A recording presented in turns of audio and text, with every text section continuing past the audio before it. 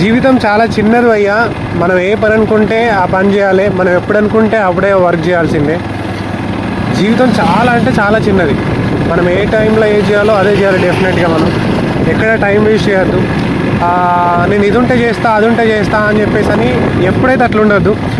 మనం ఏదైతే ఉంటుంది, ఏదైతే ఉండాలని అనుకుంటాం చూస్తామో దాని గురించి ఫైట్ చేయాలి, దాన్ని మనం తెచ్చుకోవడానికి ట్రై చేయాలి. ఒకవేళ నువ్వు ఇన్స్టాగ్రామ్లో మంచి వీడియోస్ చేద్దామని అనుకో, నాకు ఐఫోనే కావాలి, లేకపోతే నాకు ఒక సోనీ కెమెరా ఉండాలి అనేది కాదు. నీ దగ్గర ఏ కెమెరా ఉన్నదో, నీ దగ్గర ఏ ఫోన్ ఉన్నదో వాటితో చెయ్యి. ఎక్విప్మెంట్ కాదు భయ్యా. నువ్వేనా చేయాలనుకుంటే నీ దగ్గర కంటెంట్ ఉండాలి.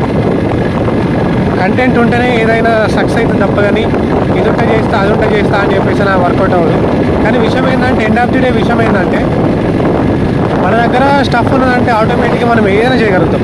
ఇంట్లో కూర్చొని టైం పాస్ అయితే మాత్రం ఆ టైం వేస్ట్. జీవితం ఎవరి గురించి ఆగది.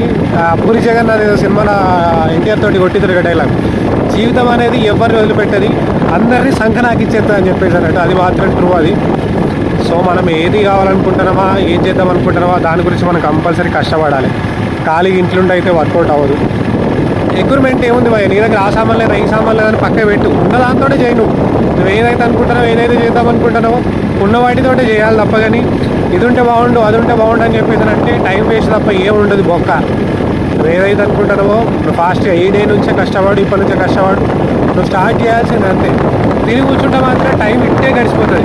టైం ఏమున్నారు అయ్యా, తిరిగి 3 పూటలు అయిన వంట అంటే రాత్రి అయితే తెల్లారైతే, పగలైతే రాత్రి అవుతుంది, అన్నీ అవుతాయి.